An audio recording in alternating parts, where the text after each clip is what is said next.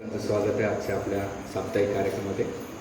गेल्या काही दिवसापासून मी मुकुंदमाला स्तोत्र आहे हा जो ग्रंथ वाचन करीत आहे. त्याच्यामध्ये श्रील प्रभुपादाने ह्या ग्रंथाला खूप प्राधान्य दिलं होतं. नंतर काही 13-14 श्लोकापर्यंत प्रभुपादाने याचं भाषांतर केलं आणि नंतर प्रभुपादाने भागवत, चैतन्य चरितामृत हे ग्रंथ पूर्ण करण्याचे प्रभुपादाने भगवद्धाम प्राप्त केलं होतं. जेव्हा हा ग्रंथ वाचत असताना हा सेम श्लोक जे गोविंद दामोदर बिल्वामंगळ ठाकूर यांनी गोविंद दामोदर माधवती जे गोपींच आहे त्याची रचना केली. याचे श्लोक आणि मुकुंदमालाचे श्लोक बऱ्यापैकी साम्य आहेत आणि ह्या श्लोकांमध्ये विशेष करून 2 गोष्टीचं वर्णन आहे. एक तर भगवंताच्या लीला, भगवंताचे गुण, भगवंताचे रूप. पण सगळ्यात महत्त्वाचं 2 गोष्टी आहे की ह्या श्लोकांमध्ये भगवंत लगेच प्रसन्न होता. याचं जर कोणी उच्चारण केलं ना, म्हणजे एखाद्याला आपल्या घरामध्ये आवडत्या नावानं आवाज दिला तर त्याला साहजिक आकर्षण होत आहे. म्हणजे आपण जर आपल्या स्त्री असेल आणि तिच्या पतीचं किंवा आवडत्या व्यक्तीचं नाव दिलं की ते सहज पाहते, किंवा एखाद्या पुरुषाला एखाद्या आवडत्या व्यक्तीचं नाव दिलं, आवाज दिला की ते सहज पाहतो. तसंच भगवंत ह्या श्लोकांमध्ये भगवंताला आकर्षित करण्यासाठी हा श्लोक खूप महत्त्वाचा आहे. आणि म्हणून आचार्य आपण कधी कधी प्रार्थना करतो तर आपल्या प्रार्थनेनं भगवंत प्रसन्न होतील की नाही माहीत नाही. पण जेव्हा आपण जे भगवंताचे नित्य शुद्ध भक्त असतात आणि ते भगवंताच्या प्रती त्यांचा एक स्नेह असतो, प्रेम असतो आणि भगवंताचं साहजिक त्यांच्याप्रती एक आकर्षण किंवा अट्रॅक्शन असतं. आणि जेव्हा ते आपण रिपिटेशन जरी केलं तर साहजिक भगवंत काय करतात की ह्या प्रार्थना कोण म्हणतंय. जसं प्रभुपादाचे एक शिष्य होते, ते नेहमी कोणती महाराजांच्या प्रार्थना म्हणायचे. त्यांच्या जीवनात एवढं दुःख आलं तर प्रभुपादाकडे गेले तर म्हणले प्रभुपाद असं असं होतं. प्रभुपाद म्हणले कोणती महाराणी त्या लेवलची होती, त्या लेवलला तू नाही आहे. त्यामुळं ह्या जे दुःखाच्या प्रार्थना आहेत ते तुमचा स्तर नाही आहे, तर तुम्ही काय करा, ह्या प्रार्थना नका म्हणून. म्हणून आपण जेव्हा भगवंताकडे जातो तर तो 2 गोष्टी होतात. जसं तुम्ही महाराष्ट्रामध्ये कधी वारीला गेला तर बरेच वारकरी ज्ञानबा तुकाराम, ज्ञानबा तुकाराम म्हणतात. का बरं म्हणतात? कारण की भगवान पांडुरंगाला हे 2 संत खूप प्रिय आहेत आणि त्या संतांचं नाव जो कोणी घेतो तर भगवंताचं लक्ष त्याच्याकडे जाते. तसंच आपण जेव्हा भगवंताच्या काही नावाचं उच्चारण करतो तर भगवंत याच्यातून आपल्याला 4 गोष्टी प्रदान करतात. पहिली गोष्ट की जो भक्त प्रार्थना करतो त्या भक्ताचं भगवंताला स्मरण होतं. दुसरं, जो भक्त करतो त्याला रिपिटेशन करतो त्याच्याकडे जातं. आणि तिसरं, त्या नावाबरोबर भगवंताची दया, करुणा सगळ्या गोष्टी त्याला लीलाचं स्मरण होतं. अशा सगळ्या गोष्टी ह्या श्लोकांच्या माध्यमातून होत्या. म्हणून आपण मुक्ती प्राप्त करायची तरी ह्या श्लोकाचं उच्चारण केलं तर मुक्ती प्राप्त होती. आणि भगवंताला प्रसन्न करायचं असेल तरी ह्या श्लोकाचं उच्चारण केलं. लोक बऱ्याच वेळा लिहितात ट्रकवर, गाडीवर, बंगल्यावर, गणपती प्रसन्न, मारुती प्रसन्न, हा देव प्रसन्न, ते देव प्रसन्न. प्रसन्न आहे की नाही माहीत नाही, पण लिहितात. पण त्यांना प्रसन्नता कशाने भेटते हे जेव्हा आपण विचार करून ते कार्य करू ना तेव्हा आपल्याला, जसं तुमच्याकडे गेस्ट येतो एखादा, त्या आवडीच्या गेस्टचं जर पदार्थ त्याला अर्पण केलं तर तो गेस्ट प्रसन्न होईल. पण त्याच्या विरोधात जर दिलं तर तो अप्रसन्न होणार.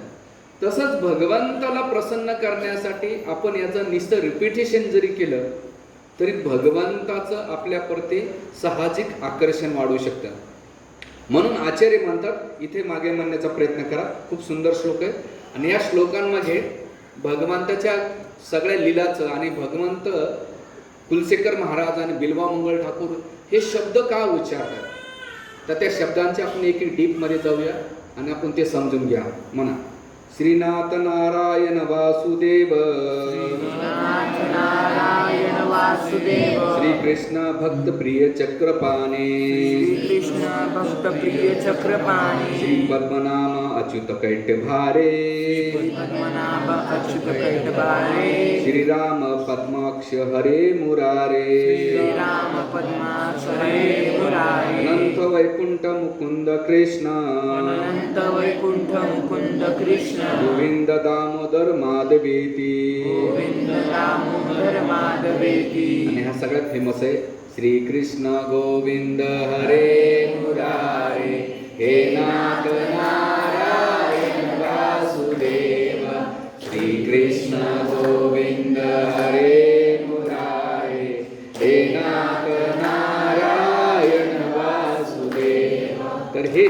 श्लोक बिल्वामंगल ठाकूर आणि जे कुलशेखर महाराज आहेत. तर हे म्हणण्याच्या मागं कुलशेखर महाराजांची जी तळमळता आणि तीव्रता आणि भगवंताच्या प्रती जे आकर्षण करण्याचं आहे. जसं एखादं बाळ जेव्हा बोबड्या भाषांमध्ये आई आणि आपल्या मम्मी पप्पाला आवाज देतो तर साहजिक आईचं आकर्षण त्या बाळाच्या प्रती होतं. तर त्याच प्रकारे हे जेव्हा भक्त ह्या श्लोकांना म्हणतो किंवा या नावाला उच्चारण करतात तर भगवंत काय करतात, तर भक्ताला एवढं आकर्षित होतं आणि त्याला असं वाटतंय की आता जसं बाळ आईला गेलं बाळ लगेच आई काय करते, बाळाला लगेच घेते, तसंच भगवंत काय करतात, हे नाव उच्चारतात ना तर भगवंत त्या भक्ताला असं सहज आलिंगन देतात. म्हणून इथे पहिले श्रीनाथ हा शब्द वापरलेला आहे. श्रीनाथ शब्दाचे दोन अर्थ आहेत. एक म्हणजे श्री म्हणजे लक्ष्मी, लक्ष्मीचे ते नाथ आहे. आणि म्हणून जेव्हा आपण ह्या भौतिक संसारात लक्ष्मीच्या मागे लागलो, पण लक्ष्मी सहजासहजी आपल्याकडे येत नाही.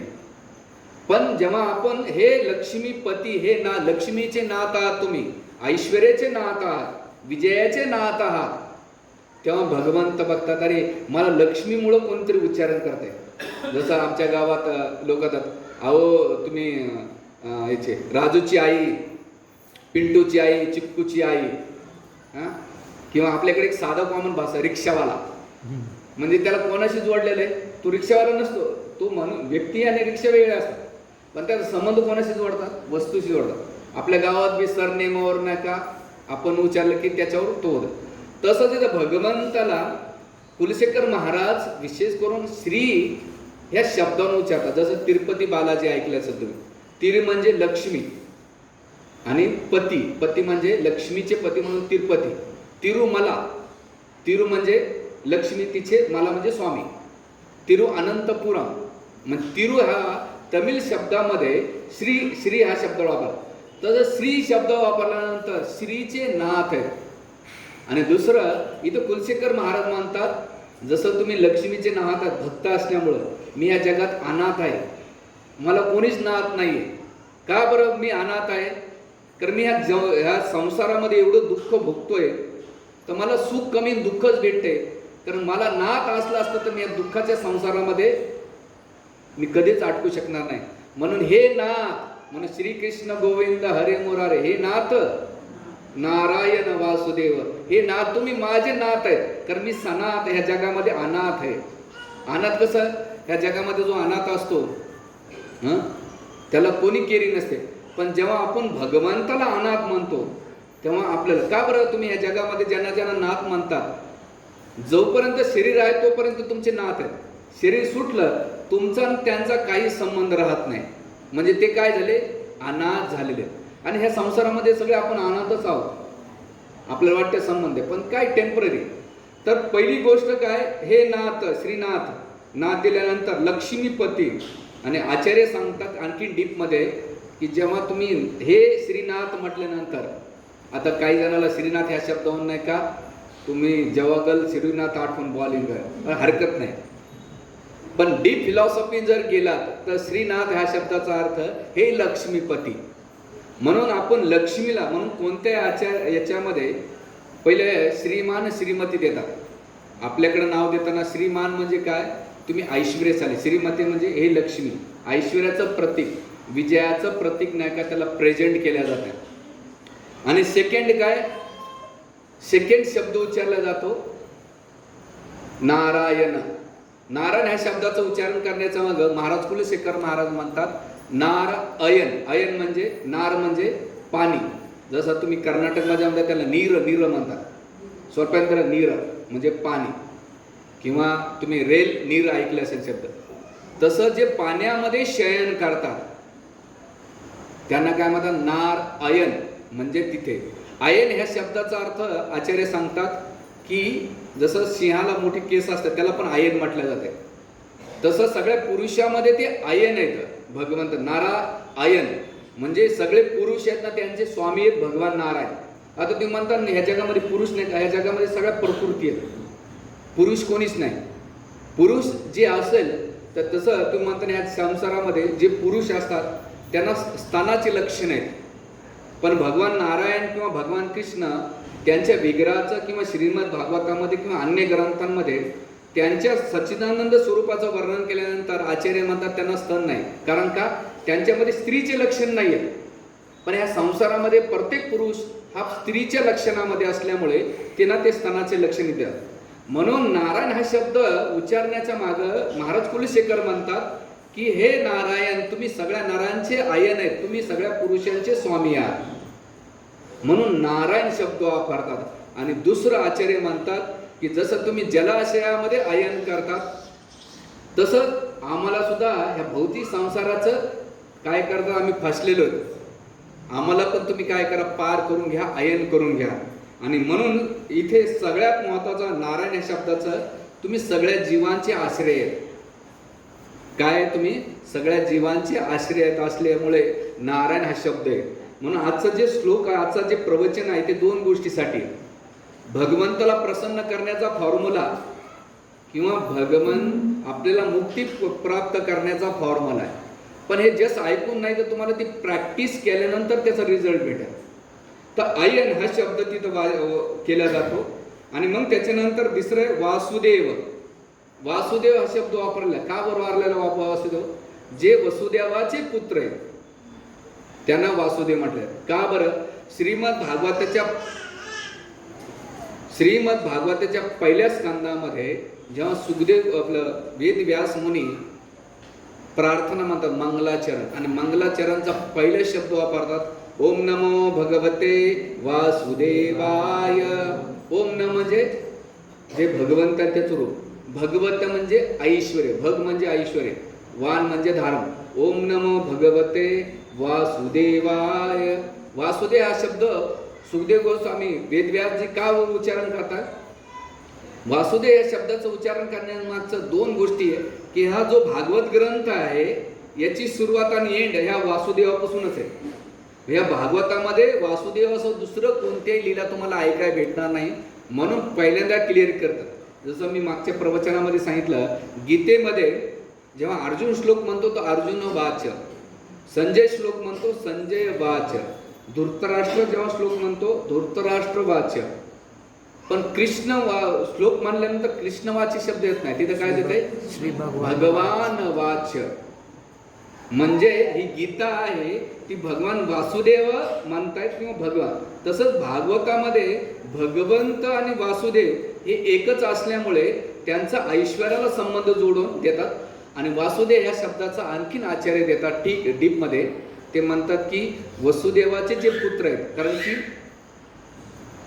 वसुदेवाचे जे पुत्र आहेत, तर वासुदेव हा शब्द उच्चारणामागे कृष्णाला जेवढं आकर्षण होत आहे की आता मला वसुदेवाचे पुत्र म्हणून नाही का पुकारले जात आहे, माझ्या वडिलाच्या नावानं. जसं आमच्या खेडेगावामध्ये आजकाल पोरांना माहीत नाही, शाळेमध्ये कधी पोरांना त्यांच्या नावानं आवाज होते, त्याच्या बापांना नावानं आवाज द्यायचे, माताजी बाळाला घेऊन बाहेर बसा, तुम्ही ऐकत नाही ना आम्हाला ऐकू प्रवचन कर.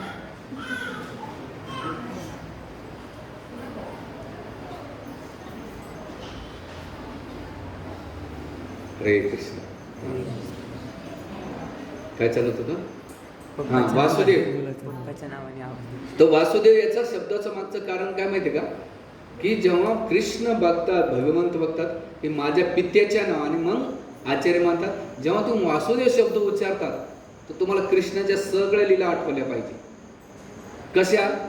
तर तिथे वसुदेव हा शब्द जेव्हा कारागृहामध्ये असताना भगवंताला, आता जन्माष्टमी ती आहे, तर वसुदेवाने काय केलं, कृष्णाला आपल्या काखेत घेतलं. तिथे शब्द वापरला कृष्ण वासुदेव आगता, जे कृष्णाला वहन करतात असे वासुदेव. आणि कुठून वहन करतात? मथुरेपासून गोकुळेकडे वहन करतात. आणि जसं जसं आचार्य म्हणतात की भगवंत पहिले देवकीच्या मनात आले, वसुदेवाच्या मनात आले, वसुदेवाच्या मनातून देवकीच्या मनात, आणि देवकीच्या गर्भातून नाही का ते प्रगट झाले. आणि मग भगवंत वासुदेव या शब्दाचा अर्थ सगळ्या सृष्टीचे स्वामी, सगळे त्यांच्या अधीन असलेले. आणि ते असे वासुदेव भक्ताच्या अधीन होतात. म्हणजे किती डीप मध्ये बघा की जे भगवंत सगळं जग त्यांच्या आश्रित आहे, सगळे जगाला ते धारण करतात, पण एक भक्त त्यांना धारण करतो. म्हणून कृष्ण वाहने वासुदेव अगता हा शब्द वापरतात. की किती भक्तामध्ये ताकद आहे की भगवंत आपल्या भक्ताला सगळं काही न्यावछार करून देतात किंवा अधीन होतात की अरे मी जरी असलो पण माझा जो प्रिय भक्त असतो, जो माझी भक्ती करतो, मला समर्पित असतो, असा भक्त मला काय करतो, प्रेमानं वहन करतो. आणि हे केल्यानंतर काय होतंय, तर वसुदेवाने आपल्या हातात नाही का कृष्णाला जेव्हा घेतलं तर हाताच्या ज्या बेड्या होत्या त्या लगेच सुटल्या. जेव्हा कृष्णाला छातीजवळ घेतलं तर छातीतले हृदयातले जे अनर्थ आहेत ते बाहेर नष्ट झाले. आणि जेव्हा डोक्यावर घेतलं त्या डोक्यामध्ये मनात जे कर्मस आहेत ते नष्ट झाले. आचार्य म्हणतात जसं आपल्या हातातल्या ज्या बेड्या आहेत रजगुण तमगुण सत्वगुणाच्या बांधलेल्या गेल्या आहेत. आता तुम्हाला किती प्रवचन देऊ दे वैराग्याचं, पण तुम्हाला न बांधलेल्या द्वारे घरात लगेच खेचतात आसक्तीच्या, वस्तूच्या, व्यक्तीच्या. परंतु तुमची अटॅचमेंटची दोरी एवढी पॉवरफुल आहे, सहजासहजी कृष्णाकडे येऊ देत नाही तुम्हाला. म्हणून आपल्याला आता तुम्हाला कृष्णाला आम्ही धारण कसं करायचं कलियुगामध्ये, तर हातात माळा घेणं म्हणजे कृष्णाला धारण करणं. हृदयाला धारण करणं म्हणजे काय, कृष्णाला मी नेहमी दरवर्षी सांगतो प्रवचनामध्ये, आपण दरवर्षी गोकुळाष्टमी साजरी करतो. बाहेर पाळणा हलवणं सोपं आहे, पण आपल्या हृदयामध्ये कृष्णाला हलवणं सगळ्यात कठीण आहे. म्हणून हृदयाजवळ कृष्णाला धारण केल्यानंतर हृदयातले अनर्थ निघून गेले. तसंच आचार्य म्हणतात आपल्या हृदयातून कृष्णाला अनर्थ घालवायचे असेल तर कृष्णाला टाका. आणि डोक्यावर जे मनात जे आहे तर धारण केल्यानंतर ह्या जगातलं कोणतंही वजन, कोणताही आडसारा, जसं वसुदेवाला यमुनेनं जागा दिली तसं भक्ताला भगवंत जागा करून देतात या संसारात. म्हणून वासुदेव हा शब्द की ते लगेच कृष्ण लीलामध्ये कृष्ण जन्माचं नाही का प्राधान्य देतात. आणि म्हणून इथे हे देतात. त्याच्यानंतर पुन्हा वासुदेवाच्या तिथे जेव्हा देवदेवता प्रार्थना करीत होते, देवदेव हा शब्द वापरला. का बरं देव, तर तिथे एकच देव होता.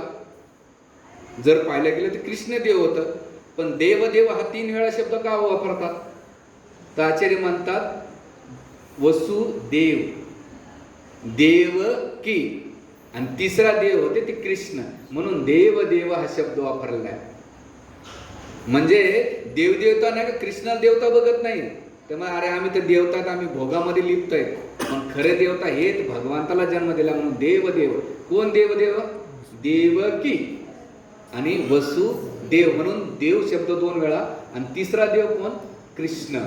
म्हणून इथे वासुदेव हा शब्द वापरल्यानंतर मात्या पित्याशी संबंध जोडून आहे. वासुदेव शब्द तुम्ही देव ऐकला तर तुम्हाला वसुदेव आणि देवकीचं स्मरण झालं पाहिजे. म्हणून वासुदेव हा शब्द महाराज कुलशेखर नाही का आपल्याला देत आहेत. आता तिसरा शब्द, चौथा शब्द श्रीकृष्ण देतात. श्रीकृष्ण का, तर श्री म्हणजे आता इथे 2 गोष्टीला प्रदान करतात महाराज कुलशेखर. पहिलं म्हणजे श्री म्हणजे रुक्मिणीला, लक्ष्मी नाही बरं, रुक्मिणी द्वारकाधीश किंवा राधाराणी. आणि कृष्ण देण्याचं मागचं कारण काय, सगळ्या जीवांना आकर्षित करतात. कर्षिती, जसं ह्या जगामध्ये आपण संसाराचा नियम पाहिला तर एक स्त्री पुरुषाच्या प्रती, पुरुष स्त्रीच्या प्रती, आपल्याप्रती कॉकरेस, मांजर, कुत्र, प्राणी कधी आकर्षित होत नाही. आणि आपण पण तेवढे आकर्षित होत नाही. हा, आकर्षित कधी होतो, जेव्हा छोटं पिल्लू असतं, कुत्र्याचं घ्या, डुकराचं घ्या, मांजराचं घ्या, माणसाचं घ्या, ते आकर्षित लागतं. पण जसं मोठं होतं ना तसं तसं नको बाबा तुला बस राहा. आई बापा पण एक दिवस, एक पहिला जन्म झाला, मोठा झाला की ते म्हणतो हो बाजूला तू ये, हा नियम आहे सृष्टीचा. पण कृष्ण हे सगळ्या अवस्थेमध्ये, सर्व स्थितीमध्ये सगळ्या जीवांना आकर्षित करतात. त्यांच्याकडे गायी, वासरं, पशु पक्षी, जीवात्मा, जेव्हा भगवान कृष्ण वृंदावनमध्ये जायचे तर लता वेलीनं वाटायचं, वृक्षांना वाटायचं कृष्ण नामला स्पर्श करा, आमच्याच वृक्षावर यावा. ते शांत रसामध्ये असायचे, ते वाणीतून प्रगट नसं करायचे, पण वेली भगवंताच्या अंगावर चढायच्या. का बरं चढायच्या, की आम्हाला कृष्णाचा स्पर्श व्हावा. म्हणून कृष्ण हे सगळ्यांना आकर्षित करतात. म्हणून आपल्या साधकांसाठी आपण जे भौतिक संसारात आकर्षित केलेले आणि या आकर्षणातून आपल्याला कट व्हायचं असेल, मुक्त व्हायचं असेल तर आपण कृष्णाला आकर्षित केलं पाहिजे. आता कृष्णाला कसं आकर्षित करणार, हा पण महत्वाचा मुद्दा आहे ना. आपण लोकांना आकर्षित करणं सोपं आहे या संसारामध्ये. लोक आपल्याकडे कोणत्या गोष्टीने आकर्षित होतात, तुमच्या रूपानं, तुमच्या गुणानं, तुमच्या धनानं, तुमच्या पदानं, तुमच्या स्टेटसनं तुमच्याकडे आकर्षित होतात. म्हणजे लोकांच्या नजरेत येण्यासाठी मरमर असते, आणि बाकीच्या गोष्टी आल्या की आपोआप लोक तुमच्याकडे आकर्षित होतात. म्हणजे भौतिक गोष्टी पाहून लोक तुमच्याकडे आकर्षित होतात, पण कृष्णाला भौतिक गोष्टींना आकर्षित करता येत नाही. भगवंताला आकर्षित करायचं असेल तर एकच गोष्टी, त्यांची प्रेमभयी भक्ती, अहैतुकी अप्रतिहता, कोणती टर्म्स कंडिशन न ठेवता प्रेममयी जेव्हा भक्ती तुम्ही करता, निस्वार्थपणे भक्ती करता, तेव्हा तुम्ही भगवंताला आकर्षित करू शकता. त्याच्यामध्ये जर कल्मश, दूषित अवस्था असेल, डाऊट मेंटॅलिटी असेल तर भगवंत आकर्षित होत नाही. म्हणून जसं लोचिंबक लोखंडाला आकर्षित होतं, पण त्या लोखंडावर गंज चढलेला असेल, लोखंडावर गंज चढलेला असेल, तो लोचिंबक जवळ गेले तरी आकर्षित होत नाही. त्याच प्रकारे आपल्या हृदयातले जे अनर्थ आहे, काम, क्रोध, लोभ, मत, मात्सर्य, ह्या गंजामुळे आपण भगवंताकडे आकर्षित होत नाही. पण जेव्हा आपण ही गोष्ट साहजिक बाजूला करू तेव्हा आपण कृष्णाकडे सहजासहजी आकर्षित होऊ.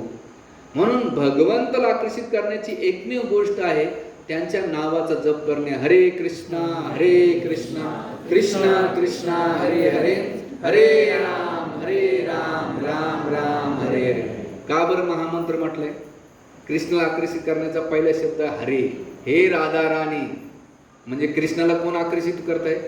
राधाराणीचं नाव घेतलं की कृष्ण आकर्षित होता. आणि जेव्हा राधाराणी समोर कृष्ण, वृंदावनला तुम्ही कधी जाताना ते कृष्णाला अजिबात व्हॅल्यू नाही, त्याला कोणी गिनत पण नाही.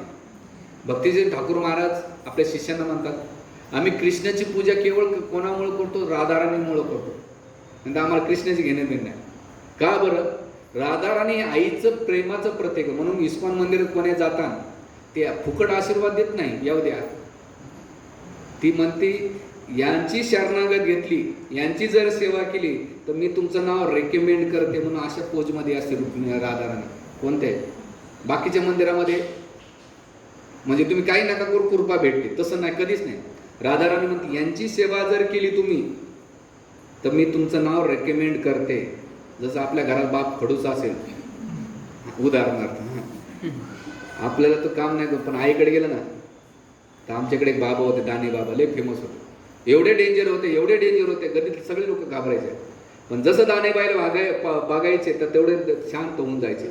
म्हणजे दानेबाई किती डेंजर असेल. हा, तसंच आपल्याला आपली करुणामय अवतार, दया अवतार ती राधाराणी. म्हणजे जेव्हा तुम्ही राधाराणीची शरणागत आणि राधाराणीची शरणागती कृष्ण, आणि कृष्ण जेव्हा राधाराणी रिकमेंड करते तेव्हा कृष्ण घेतात. म्हणून कृष्णाला आकर्षित करण्यासाठी सेवा करणं, भक्ती करणं. भक्तीचा अर्थ सेवा करणे. जेव्हा तुम्ही सेवा करता, जसं घरामध्ये कोणाला आपल्याप्रती आकर्षित करायचं असेल तर सेवा केल्याशिवाय आकर्षित होत नाही. नवरा बायकोचं लग्न झालं समजा, उदाहरणार्थ लग्न झालं आणि बायको म्हटली, अहो माझं तुमचं खूप प्रेम आहे, आय लव्ह यू. ते म्हणतात, आय लव्ह यू राहू दे बाजूला, मला एक गिलास पाणी दे. अहो आय लव्ह यू, माझं तुमचं खूप प्रेम आहे. अगं एक गिलास पाणी दे, तहान लागली, जीव चाललाय. आय लव्ह यू, पोट भरेल का? तहान भागेल का? तिनं आय लव्ह यू म्हणण्यापेक्षा जेव्हा ती पाणी देईल त्या पाण्यामुळं काय होईल? प्रेम होईल, आणि प्रेमामुळं सेवा होईल. तसं तुम्ही भगवंताला जप करतात, भगवंता सेवा दे, सेवा दे, सेवा दे. सेवा दिली की पळून झाला. भगवंता म्हणतात नुसता कोरडा आय लव्ह यू म्हणतो, काही उपयोगाचा नाही. सेवा, भक्ती म्हणजे सेवा करणे. आणि ती सेवा कशी असली पाहिजे? मनातून असली पाहिजे. आमचे शिक्षक एक वाक्य सुंदर आहे, तुमचं शरीर झिजतं झिजत राहणार आहे. तुम्ही कोणासाठी कसे झिजवतात याच्यावर. तुम्ही भौतिक संसारासाठी किती झिजवलं, एंड रिझल्ट तुमच्या हाताला काहीच येणार नाही. पण तुम्ही कृष्णासाठी झिजवताल, शरीर तर झिजणार आहे. तुम्ही काही करा नका, भक्ती करा नका करू, मंदिरात राहा नका राहू, शरीर नका. आज आम्ही 40ला आलो तरी झिजतच ना. तुम्ही असं थोडी की प्रभूजी तुम्ही भक्ती करता म्हणून नाही, पण तुम्ही कृष्णासाठी झिजवतात ना, कृष्ण तुम्हाला तेवढे, तुम्ही कृष्णाकडे तेवढे अट्रॅक्ट होता. म्हणून इथे श्रीकृष्ण दिलेले. बरं, आता हे दिल्यानंतर कृष्ण घेतल्यानंतर याचं काय होतं या जपाचं किंवा आकर्षित झाल्यानंतर? तर पुढच्या शब्दामध्ये कुलशेखर महाराज म्हणतात, भक्तिप्रिय चक्रपाणी, असा भक्त भगवंताला प्रिय होतो. म्हणजे जर कृष्ण आकर्षित झाल्यानंतर झालं बा माझं तुझं नाही, तर त्या व्यक्तीला तो प्रिय होतो. जसं भगवान कृष्णाला इथे काय शब्द वापरलाय? भक्त प्रिय. असा भक्त भगवंताला खूप प्रिय, जो माझ्या तत्वानुसार माझ्या नामामध्ये माझ्या भक्तीमध्ये तल्लीन आहे. असा भक्त मला प्रिय आणि या भक्तासाठी मी काही पण करायला तयार आहे. म्हणून इथे महाराज कुलशेखर उदाहरण देतात द्रौपदीचं. द्रौपदीला एक नाव आहे कृष्णा. कृष्ण म्हणजे श्यामल वर्ण किंवा आकाश वर्ण. तर तिथे जेव्हा तिच्या जीवनात संकट समस्या आल्या आणि जेव्हा तिनं मग काय वाचलंय? हे श्रीकृष्ण गोविंद हरी मुरारे, हे नाथ नारायण वासुदेव, हे दामोदर गोविंद दामोदर मादेवीती, मला तुम्ही वाचवा. या संसारामध्ये मी खूप प्रयत्न केले. मी साडी घालण्याचा प्रयत्न केला. पितामह भीष्म, गुरु द्रोणाचार्य, कृपाचार्य, माझ्या पतीकडे गेले. मी सगळ्यांना याचना केले, पण कोणी माझं रक्षण नाही करू शकलं. तर त्यामुळं तुम्ही काय करा? तुम्ही माझं रक्षण करा. आणि असं जेव्हा तळमळते ना तुम्ही, जेव्हा हे उच्चारण करता, तर भगवंत एवढं वेगानं येतात. कोणत्या वेगाने येतात? आसुरीच्या रूपातून भगवंत प्रकट होऊन त्या भक्ताचं रक्षण करतात. म्हणून इथे विशेष करून महाराज कुलशेखर महाराज म्हणतात की भगवंताला त्या भक्त एवढा प्रिय आहे, त्या भक्तासाठी भगवंत काही करायला तयार राहतात. पण त्या भक्ताची तळमळ तेवढी असली पाहिजे. म्हणून आचार्य नेहमी सांगतात, तुम्ही नामाच्या मागे लागले, तुम्ही नामाच्या मागे लागलेत तर नाम तुमच्या मागे लागेल. लक्षात आलं का? तुम्ही भगवंताचे नाव लागले तर भगवंत तुमच्या मागे येते. तुम्ही भगवंताच्या मागे नाही लागले तर भगवंताला काही घेणे देणे नाही. म्हणून इथे जो शब्द वापरलेला आहे भक्तप्रिय, दुसरं भक्तप्रिय काय? गजेंद्राचं उदाहरण. जेव्हा गजेंद्र संकट समस्यात होते तेव्हा त्याने भगवान हरीला उच्चारण केलं.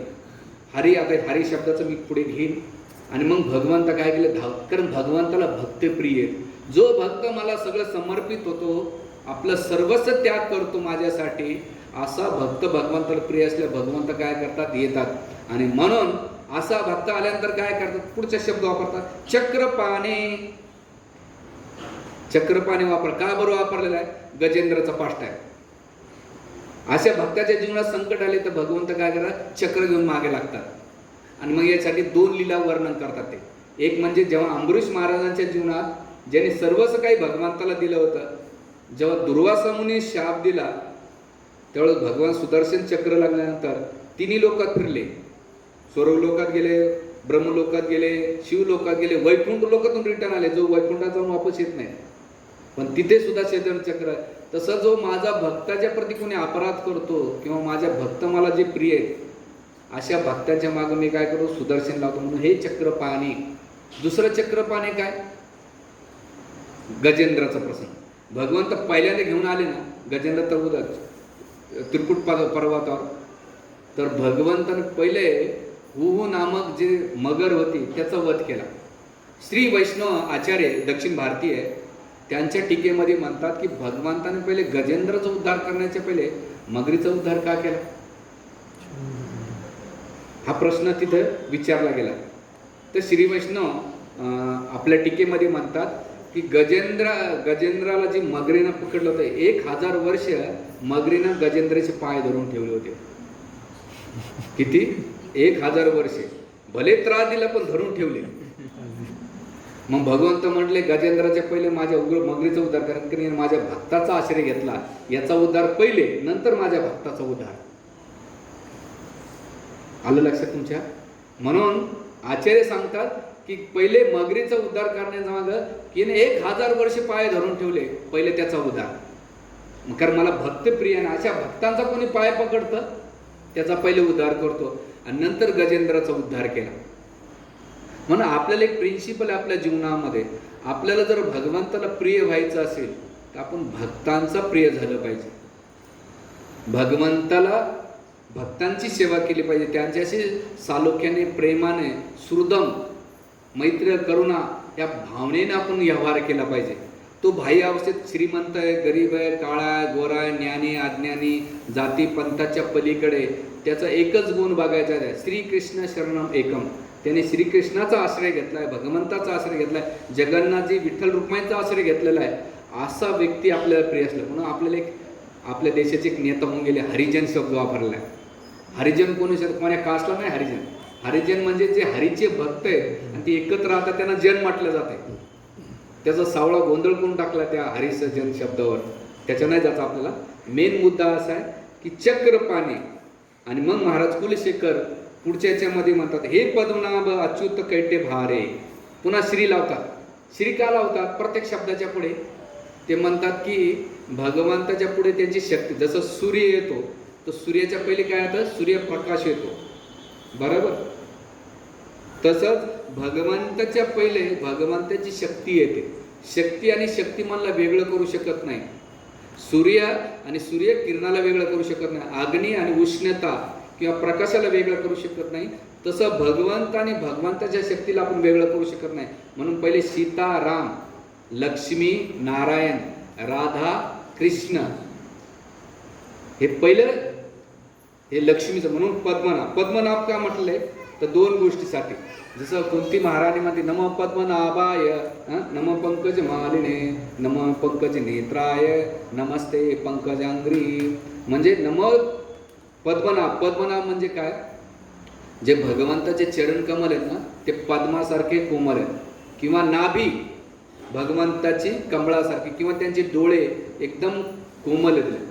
तर इथं नाभ दिल्यानंतर अच्युत कैट्य भारे. अच्युत हा शब्द उच्चारण्याचं मागं तिथे आचार्यगण देतात की कधी जे च्यूत होत नाही, पतन होत नाही अशा व्यक्तीचं. ह्या जगामध्ये सगळे च्यूत होणारे, पतन होणारे व्यक्ती येतात, अधोगती जाणार.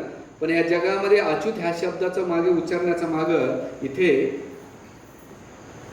हरे कृष्ण कृष्ण कृष्ण हरे हरे, हरे राम राम राम हरे हरे, हरे कृष्ण कृष्ण कृष्ण हरे हरे, हरे राम राम हरे हरे. तर इथे अच्युत ह्या शब्दाचा अर्थ झाला की ज्यांचा कधी पराभव किंवा पतन होत नाही.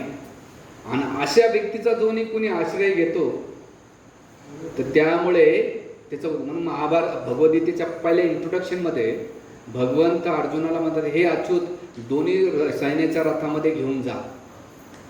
तर तिथे बलदेव विद्याभूषण म्हणतात की अर्जुनानं अच्युत हा शब्द का वापरलाय. तर तिथे म्हणतात की भगवंता तुम्ही कधी च्यूत झाले नाही, तुमचा पराभव झाला नाही, मी तुमच्या सोबत आहे ना. तर तुम्ही असल्यामुळं माझं काय पतन होण्याची शक्यताच नाही, पराभूत होण्याची गरज नाही. म्हणून तिथे अर्जुन कोणता शब्द वापरतात? अच्युत वापरतात. बघा, भक्त जेव्हा कोणा शब्दाला उच्चारण करतो त्या शब्दामागं ती खूप विजन असते. म्हणून आपण जे जप करतोय त्याच्या मागचं आपल्याला तत्वज्ञान कळायला पाहिजे. मी कशासाठी करतो, काय करतो हे जोपर्यंत कळत नाही, नुसतं मॅकॅनिकल जसं सायकलची चेन आणि आपली माळा जर फिरत असेल तर काही फरक पडणार नाही. म्हणून इथे शब्द वापरलेला आहे. पुढे ते देतात की मधु कैटभारे. मधु कैटभार म्हणजे मधु नामक आणि कैटभारे जे दोन असुर होते. भगवंताने काय केलं? ब्रह्माजीला त्यांच्यापासून वाचवलं आणि वेदांची स्थापना करून पुन्हा त्यांचं रक्षण केलं. म्हणून मधुकर कैटभारे. आणि त्याच्यानंतर श्रीराम पद्म हरे मुरारे. आता श्रीराम म्हणजे काय? इथं 3 रामाचं वर्णन केलेलं आहे. श्री म्हणजे लक्ष्मी, राम म्हणजे 2 राम आहेत. एक परशुरामाला पण राम म्हटलेलं आहे, बलरामजीला पण राम म्हटलेलं आहे भागवतामध्ये, आणि तिसरं नाम कृष्णाला पण म्हटलेलं आहे. आता कृष्णा राम कसं म्हटलेलं आहे? परशुराम, रामचंद्र आणि बलराम 3 राम आहे. इथे कृष्णाला राम म्हटलेले, जो त्यांच्या भक्तीमध्ये रमण होतो. म्हणून गीतेमध्ये भगवंत म्हणतात मच्चित्ता मद्गत प्राणा बोधयंत परस्परम कथयंत से माम नित्यम तुष्यंतीच रमंतीचे. जे माझ्या कथेमध्ये रमण्य होतात आणि त्याच्यामध्ये तल्लीन होतात. म्हणून कृष्ण लीलेमध्ये तुम्ही जेवढे तल्लीन होता म्हणून राम हा शब्द तिथे वापरतात. राम म्हणजे बरू रामचंद्राला पण उच्चार करतात. आणि राम ह्या शब्दाचा रमाला अर्थ, रमा म्हणजे लक्ष्मी देवी. म्हणून रमा हा शब्द कोणाला वाटतं? लक्ष्मी देवीला उच्चारण केलं तर तिथे लक्ष्मीचं उच्चारण करतात. आणि म्हणून इथे पुढे पद्म अक्ष हरे मुरारे. भगवंताचे डोळे कसे येतं? एक सुंदर पेटल्स, गुलाबाचे आपल्या ह्याचे लोटस पेटल कमळाच्या पाकळीप्रमाणे आहेत म्हणून अक्ष दिलेले. जेव्हा कधी तुम्ही कृष्णाचे डोळे पाहता आणि विठ्ठलाचे डोळे पाहता तर ते पद्माक्षसारखं येतं. आणि पुढे हरे मुरारे. हरे म्हणजे काय? की तुमच्या जीवनातले दुःख हरण करणारे, आणि मुरारे म्हणजे मूर नामक असुराचा वध केलेला आहे. म्हणजे ह्या जेव्हा आपण नाव घेतो तेव्हा आपल्याला त्यांच्याबरोबर त्यांच्या लीला पण आठवल्या पाहिजे. आता हरी हा शब्द उच्चारण्याचं मागचं कारण काय, तर तिथे गजेंद्राची लीला आहे. जेव्हा गजेंद्राच्या दुःख जीवनात संकट समस्या आले तेव्हा भगवंताने काय केलं, त्याचं दुःख हरण केलं. म्हणून सुखदेव गोस्वामी तिथे एक शब्द वापरतात, हे हरी.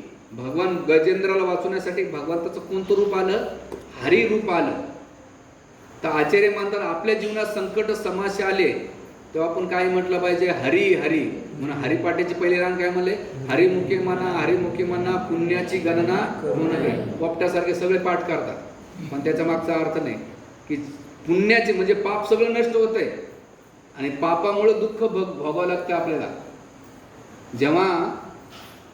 जेव्हा पाप असतं तेव्हा दुःख भेटतं आणि पुण्य असतं तेव्हा आपलं जीवन आनंदी चालत आहे. पण जेव्हा कधी तुम्हाला पुण्य प्राप्त करायचं, पुण्यापेक्षाही पलीकडे भगवंताला प्राप्त करायचं असेल तर हरी हरी शब्द वापरला पाहिजे. म्हणून लोकनाथ स्वामी महाराज त्यांच्या कोणत्याही प्रवचन ऐका, कीर्तन ऐका, ते प्रत्येक शब्दाला म्हणतात हरी हरी हरी हरी हरी हरी हरी हरी. का, आपलं जीवन अमंगल आहे त्याला हरण करणारे भगवान हरी आहेत. आपलं जीवन दुःखमय आणि अमंगल आहे, जे संकट समस्या आहे, म्हणून आपण नेहमी हरी हरी म्हटलं पाहिजे. तो हरून घेऊन जा. मी आता हारलो, आरती पण म्हणतात ना, वारी वारी जन्म मरणाची वारी, हरी पडलो आता संकटात पडलो, हारलो मी या संसारात, तूच वाचव, हरी म्हणून वाचलं पाहिजे. म्हणून इथे हरी या शब्दाचं उच्चारण करतात. आणि मग पुढे मुरारे दिल्यानंतर पुढच्या श्लोकांमध्ये ते म्हणतात अनंत वैकुंठ. आता खूप वेळ कमी आपल्याकडे, याचा फास्ट फॉरवर्ड करून घेऊ. अनंत, अनंत म्हणजे विशाल आहेत, त्यांची तुम्ही तुलना भौतिक संसाराच्या बुद्धीनं तुम्ही त्यांना मोजू शकत नाही. म्हणून अनंत हा शब्द इथे कुलशेखर महाराज वर्णन करतात. अनंत का बरं, तुम्ही ऐकलंच, हरी अनंत, हरिकथा अनंत. म्हणजे हरी एवढे अनंत आहे असं म्हटलं जात आहे. समुद्राची शाई आणि आकाशाचा पेपर केला आणि लाखो करोड वर्ष लिहिलं तरी भगवंताचे गुणगान लिहू शकत नाही, एवढं अनंत त्यांचं नाव आहे. अनंत लीला आहेत, अनंत गुण आहेत, सागराच्या लाटात मोजू शकत नाही, तसं भगवंताचे नाम रूप गुण मोजू शकत नाही, कारण ते अनंत असल्यामुळं. अनंत ह्या शब्दाचा अर्थ इथे खाली देतात.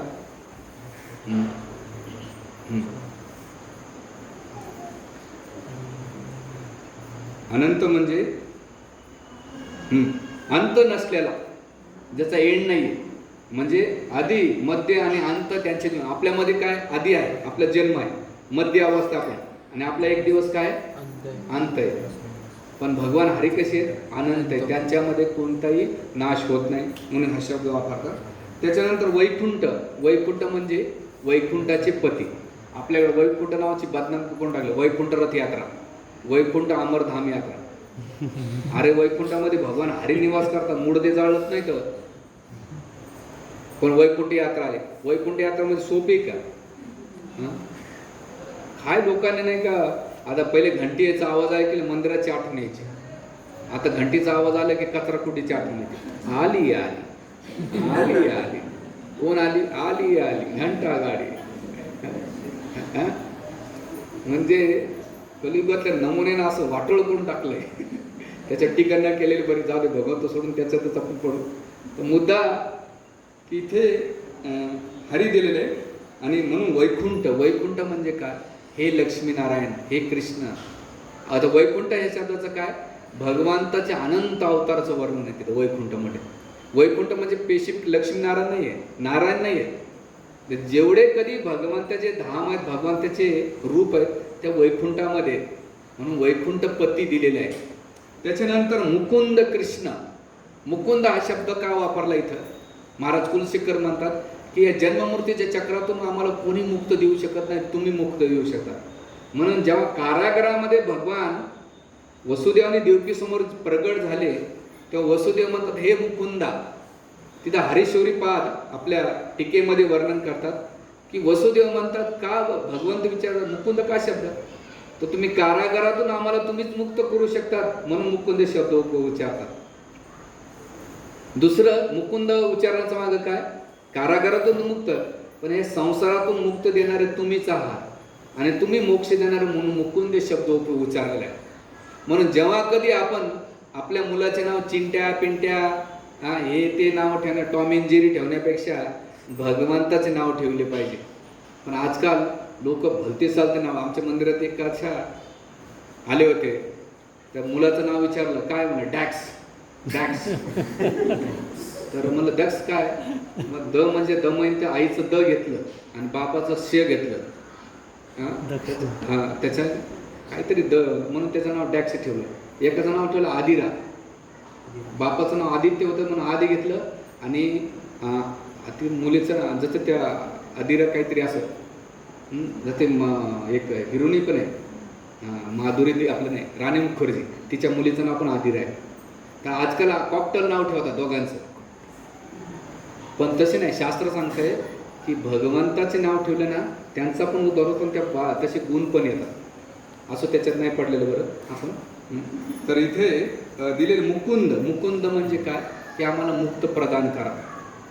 म्हणून हे नाव उच्चारल्यानंतर आता इथे भगवंताचे कृष्ण पुन्हा रिपीट करतात, कारण की आकर्षित करतात. आणि गोविंद दामोदर महादेव, गोविंद का देव उच्चारतात महाराज कुलशेखर.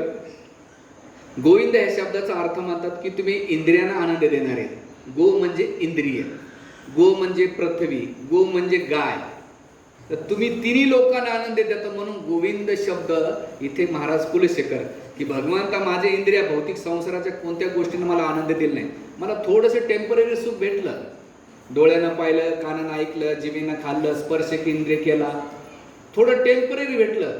पण माझे इंद्रिय कधी हॅपी नाही झाले. पण माझ्या इंद्रियांना तुम्ही संतुष्ट करू शकता, दमन करू शकता म्हणून गोविंद. तुम्ही गायींना आनंद देतात म्हणून महाराज कुलशेखर म्हणतात माझे इंद्रिय प्रबळ आहेत भगवंता, पण तुमच्या सेवेत लावलं तर इंद्रिय दमन होतात. आणि मग महाराज कुलशेखर गोविंद शब्दाचा मागं की तुम्ही गोपींना आनंद दिला, गायींना आनंद दिला, गायीच्या लीलाचं स्मरण करतात महाराज कुलशेखर. कोणत्या, की भगवान कृष्ण गायींना घेऊन कसे वृंदावनमध्ये यायचे किंवा वृंदावनमधून वनांमध्ये जायचे, तेव्हा महाराज कुलशेखर त्या लीलेमध्ये स्मरण व्हायचे म्हणून गोविंद उच्चारण करतात. आणि तिसरं गोविंद म्हणजे या पृथ्वीला जो भार आहे, जी पृथ्वी त्यांच्या ज्या असुरापासून मुक्त करण्यासाठी तुम्ही गोविंद रूप घेतले. आणि याबरोबर आणखीन एक लीला आहे गोविंद शब्दावरून, कोणती, गोवर्धन लीला, जे इंद्राने केली होती. त्यावेळेस हे नाव कोणी दिलं, इंद्रा नाव दिले भगवंताला. तर आपण जेव्हा भगवंताचं नाव घेतो ना तर भगवंताच्या आपल्या लीला आठवल्या पाहिजे आणि भगवंताची करुणा. जसं हरी शब्द आठवला तर काय आठवलं पाहिजे, माझ्या जीवनातून दुःख काढणारे कोण, हरी. मला मुक्त पाहिजे या संसारातून तर मुकुंद. मला आकर्षित व्हायचं असेल कृष्ण. त्याच्यानंतर वासुदेव, तर वसुदेव देवकीचं स्मरण झालं पाहिजे. आणि हरे म्हणजे हे राधाराणी, हे लक्ष्मी, हे सीतादेवी, हे रुक्मिणी, असं स्मरण आपल्याला झालं पाहिजे. आणि म्हणून मुकुंद. आणि मग पुढे म्हणतात गोविंद शब्द दिल्यानंतर ती लीलाच्यानंतर दामोदर हा शब्द वापरतात. दामोदर काय, तर फेमस दामोदर लीला, जी यशोदामाई प्रेमानं दामनानं बांधन करते. भक्ताच्या अधीन होतात भगवंत, तर ती दामोदर लीला आठवली पाहिजे की भगवंत किती भक्तवत्सल आहे, की आपल्या भक्ताच्या अधीन बांधले जातात. स्वतः कसे बांधले जातात, वात्सल्य रसामुळे. बाकीच्या गोष्टींतून वात्सल्य रस म्हणजे काय, की यशोदेचं प्रागड प्रेम होतं. जसं दूध पिण्यामध्ये रबडी खाण्यामध्ये फरक आहे. दूध तुम्ही 1 ग्लास पिऊ शकतात, पण रबडी जास्त खाऊ शकतात. पण तुम्ही 1 लिटरचं रबडी किती असते, थोडीशी, पण ती खायला टेस्टी लागते. तसंच आपली भक्ती पातळ दुधासारखी असेल ना तर मजा नाही येणार. त्या भक्तीमध्ये गाढपणा आला पाहिजे. गाढपणा म्हणजे रबडी बनली पाहिजे. रबडी कशी बनते, सहज बनते का, तिला खालून बी आग लागल्या जाते आणि वरून बी हलवलं जाते, तेव्हा रबडी बनते. तसंच भक्तीमध्ये, जेव्हा भक्तीमध्ये आपण खूप हलवल्या जातात आणि आपल्या जीवनात संकट समस्या येतात, तेव्हा आपलं जीवन आहे ना रबडीसारखं बनतंय. तेव्हा भगवंताला भोग लागला. मागं मला एका प्रश्न विचारला, प्रभूजी एवढे संकट, भगवंत निस्ते बासुरी वाजवता आनंदी येतात आणि माझ्या जीवनात तर एवढे काही त्यांना काही फरकच पडत नाही, ते हसतच राहतात. म्हणलं बाळा तू दूध पिलंस का कधी, हो पिलं. त्याचं साखर घातली, म्हणून हो घातली. तू न हलवता जर पेशील ना तर तुला गोड लागणार नाही, पण जेव्हा हलवलं जाईल ना तेव्हा ते गोड. तसं भगवंत तुझ्यामध्ये साखर टाकली, हलवल्याची प्रोसेस चालू आहे. काय त्या दुधाला हलवण्याची प्रोसेस जर, मी त्याला दुसरं उदाहरण दिलं, म्हणलं तू जिलेबी खाल्लीस का? म्हणे हो. पहिले जिलेबीला तळल्या जाते, नंतर साखरेच्या पाकात टाकल्या जाते, नंतर भगवंताला भोगलं. तसं भगवंत आता आपल्याला तळण्याच्या प्रोसिजरमध्ये ठेवले. बाळा संकट येते, तळतायत भगवंत. समज परिवारातले नवरा बायको सासू सासरे भाऊ बहिणी पैसा शारीरिक मानसिक आर्थिक ऑफिसमधला बॉस कलिग हे हलवायचे चालू प्रोसेस. समजा आग लागलेली हलवतात, रबडी बनतीये, जिलेबी नाही का आता साखरेच्या पाकात पाडणार आहे, पण पेशन्स ठेवा लागेल. तुम्ही जर दुधाला नाही हलवलं तर गोड लागणार नाही. थांब, जर गोड होऊस तर थांब बाबा, टेन्शन नको घेऊ. इथं गेला बाहेर गेला म्हणजे याचा अर्थ तो सुटला का? कुठे जा, इथं राहा किंवा बाहेर जा, आपल्याला कोण ना कोणी हलवणारच आहे. अरे आम्ही मंदिरात राहून आम्हाला हलवतात तर तुम्ही संसारात राहतात राहा. आम्हाला किती दिवसभर डोक्याला ताण देतात, त्याची ती वेगळा विषय, पण त्याच्यात नाही जायचं आपली. म्हणून मुद्दा काय, दामोदर भगवंत आपल्याला भक्ताच्या अधीन होता, म्हणून दामोदरीला ती स्मरण झाले पाहिजे. आणि महादेवी ती ह्या शब्दाचं मा म्हणजे लक्ष्मी आणि धावती म्हणजे भगवंताला धारण करते, भगवंत लक्ष्मीला धारण करतात. म्हणून मा म्हणजे लक्ष्मी आणि धा म्हणजे धारण करणारे. माधव शब्द वापरला जाते. आणि हे शब्द वापरल्यानंतर तिथे म्हणतात वकृतुम समर्थ न वक्ती कच्ची अहो जनाना व्यसन मुखम. ते म्हणतात की हे लोक तुमचं तोंड असं चूक काय बंद काय असं मधुर नाव निघतंय, त्याचं उच्चारण करा. का बरं निघत नाही हे नाव? ज्याच्या खांद्यावर खूप पाप आहे त्याच्या मुखातून भगवंताचं नाव. अख्ख्या गावचं धुणं धुतील लोक, पण भगवंताचा जप करायला त्यांना जप होणार नाही. का? पापच एवढे. लोक बडबड करतात. जसे दोन म्हातारे एका आंब्याच्या झाडाखाली बसल्या होत्या सकाळी, जेव्हा उठल्या तर आंबे पिकून पडले होते. काय झालं, ते सगळे आंबे पिकले होते गप्पा मारून. तसं या पिकण्याचा अर्थ नाही, ते बी पिकतात आणि आपण बी पिकतो. भगवंताचं मुंडा. म्हणून आमच्या गावात एक म्हातारी, ती बसते रामकृष्ण हरी माऊली किंवा हरी म्हणते, फालतू बडबडच करत नाही. म्हणून कामाला उठता बसता, याचा अर्थ उद्यापासून मौन धरा, ते बी शक्य नाही. तुम्हाला प्राईज ठेवली, दिवसभर बोलायचं नाही, सगळे हरतील. तर आपण बोलल्याशिवाय राहू शकत नाही. म्हणून साधू संतांना सांगलं तर 8 दिवस मूक बस बाबा. मूक बसलेलं किती फायदे आहेत. भांडण होत नाही, समोरचा शांत आणि आपण बी शांत राहतो.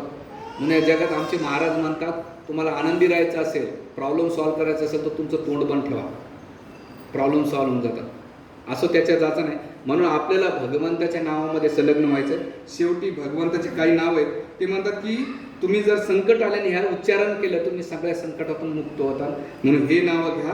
आणि हे घेतल्यानंतर इथे भगवंताचे काही आणखीन 2-3 नाव आहेत, त्याचं घेऊया 2 मिनिटामध्ये. याचं तर मी खूप मोठी लिस्ट आहे आणि त्याची लीला पण आहे. याच्यामध्ये ते म्हणतात माधव हरी,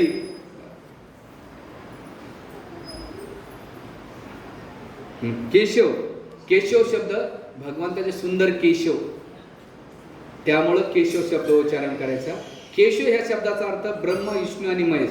के म्हणजे ब्रह्म, स म्हणजे महादेव, ईश म्हणजे महादेव आणि अशव म्हणजे विष्णू. म्हणून केशव ह्या शब्दाचं उच्चारण केलं पाहिजे. मधुसूदन मधु नामक दैत्याचा. जनार्दन म्हणजे ज्या भक्ताच्या प्रार्थना ऐकतात. तुमची चिंता क्षणाला सद्गुरू जनार्दन म्हणजे भगवान विष्णू. जे जनाचे अर्धन आहेत, दुःखी संकटाचे पालनहार आहेत, तर त्यांना जनार्दन दिलं. अच्युत म्हणजे पतन होत नाही. आणि पद्मनाभ म्हणजे ज्यांचं कमळातून होते. श्रीधर म्हणजे लक्ष्मीला धारण करणारे किंवा ज्यांच्या हृदयावर लक्ष्मी निवास करते. ऋषिकेश म्हणजे काय? जे इंद्रियाचे स्वामी आहेत. म्हणून एक श्लोक आहे, सर्वोपाधी विनिर्मुक्ता तत्परेण निर्म ऋषिकेश शेवनम भक्ती उच्यते. इंद्रियांना संतुष्ट करायचं तर ऋषिकेश आहे. आणि त्याच्यानंतर त्रिविक्रम म्हणजे जे भगवान वामन देव आहे, त्या त्रिविक्रमाचा उच्चारण केला तर वामन देवाची लीला होते. असं जर तुम्ही भगवंताच्या नावाचं स्मरण केलं तर तुम्हाला मुक्ती प्राप्त होईल आणि भगवंत प्रसन्न होते. म्हणून शेवटी हा श्लोक म्हणा आणि आपण इथं थांबूया. ठीक आहे. श्रीनाथ नारायण वासुदेव श्रीनाथ नारायण वासुदेव श्रीकृष्ण भक्तप्रिय चक्रपाणे कृष्ण भक्त प्रिय चक्रपाणी श्री पद्मनाम अच्युत कैटभारे अच्युत कैटभारे श्रीराम पद्माक्ष हरे मुरारे श्रीराम पद्माक्ष हरे मुरारे अनंत वैकुंठ मुकुंद कृष्ण अनंत वैकुंठ मुकुंद कृष्ण गोविंद दामोदर माधवेती गोविंद दामोदर माधवेती. आणि सगळ्या मंत्रामध्ये एकच मंत्र आहे, हरे कृष्णा कृष्णा कृष्णा हरे हरे हरे राम राम राम हरे हरे. हा मंत्रामध्ये सगळं काही येतं. ह्या मंत्रात जप करा. आणि नारायण हा शब्द जेव्हा उच्चारताना आचार्य म्हणतात नारायण हे अजयमिळ कथामधून संपर्क येतो. जेव्हा अजळाने एवढे पाप केले होते तर नारायण उच्चार केल्यानंतर 4 विष्णुदूत आले. किती? 4 विष्णुदूत आले. आणि अजळाने किती पाप केलं तर मन वाचा काय तर 4 विष्णू पाठवत. आणि जेव्हा तुम्ही 16 अक्षरी महामंत्र जप करता तेव्हा भगवान विष्णू तुम्हाला किती दूत पाठवते? 16 पाठवते. म्हणून सगळ्यात सांगितलेले हरे कृष्णा कृष्णा कृष्णा हरे हरे हरे राम राम राम हरे हरे. इति षोडशक नाम कली कल्मष नाशनम नातो परतरूपाय सर्व वेदेषु दृश्यते. इति 16 अक्षर.